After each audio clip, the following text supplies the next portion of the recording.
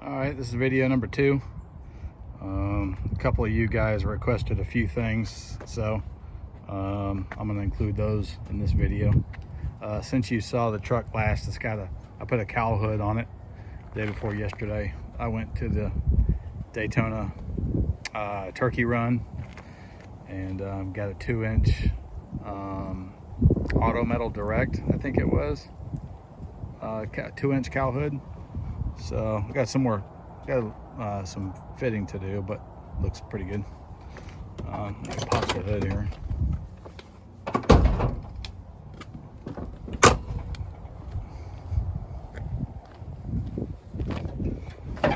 But it fits pretty good. Yeah, pretty nice piece. Seemed to be as well made as the factory one, but a little bit of adjustment, it fits all right.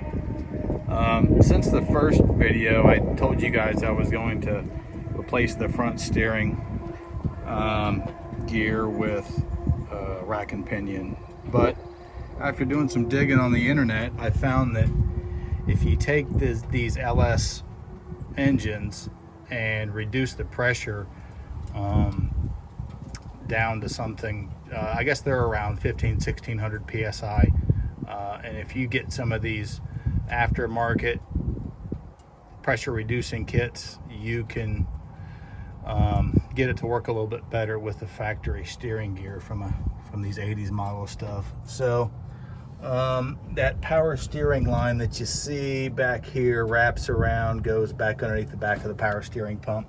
You pull that off and you put this little stack of shims in there. I'm sure you can find it online. But put that in there. I put all the stacks in there, reduced the pressure down to, I think they said 700 pounds, and it tightened up the steering enough where I can totally live with it. I don't think I need to do any rack and pinion steering, at least not right now.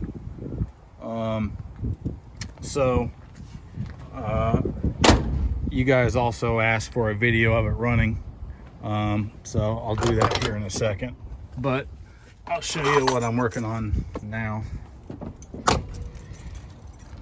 So truck's running good, but I think I'm gonna step it up a notch and go ahead and swap the cam and the torque converter. So I got the Sloppy Stage 2 cam, which is also an Elgin E 1840p. I got my gaskets here. I got the Pac 1218 valve springs. So bad boys are right there. I should be able to, I mean, there's enough YouTube videos out there where anybody can do anything, I think. And I'm not going to post a video of me swapping it. I'm just going to show you the kind of before and the after what it does. But got the balancer bolt here. This is the flywheel holding tool. So this clamps where the starter goes and holds the gear in place. The flywheel in place, keeps it from turning to help you work on to removing the balancer bolt. And this is where I bought the cam, Speedway. Spring compressor tool. Got some lube, and this is the balancer, the damper puller. So got this stuff on Amazon. It's relatively cheap, I guess, cheaper than paying somebody to do it for me.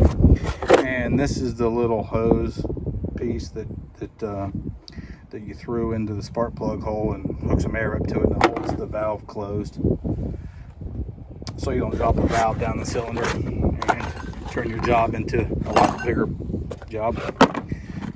So I got most of the stuff. I don't have my alignment tool for the timing cover, but that should be in a couple of days. I'd rather just use the tool instead of the dampener to center it and make sure it's just right. But and then I also ordered a Yank 3600. I think it was the SS converter. It's like a 950 bucks. It should be here in a few days, and I'll swap that out too. So this thing should be a ripper then. let's see here. So I'll fire it up for you. Some of you guys wanted to hear it run in the first video, so let me start it up. I guess I should have done that then, but I didn't think about it.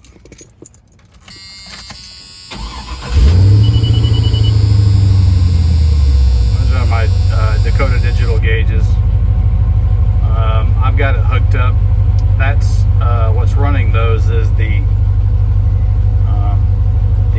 BEM module from Dakota Digital, and it's working with the Holley Terminator X Max.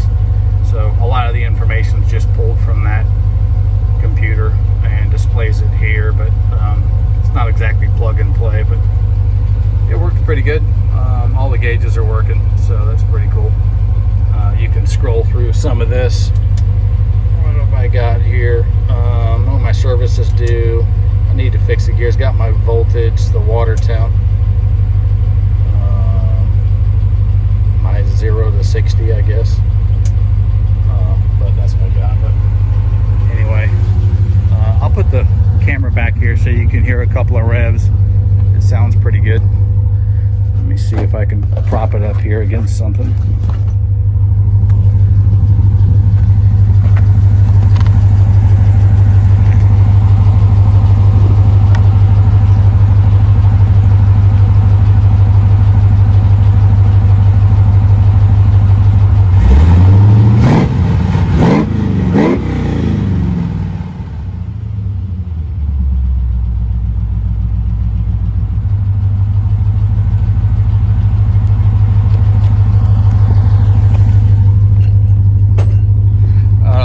You guys in the first video, it's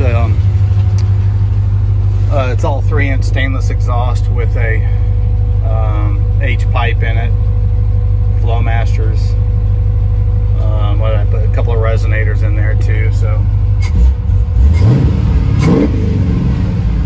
but anyway, sounds pretty good. So next video, I'll have a cam and a converter in it.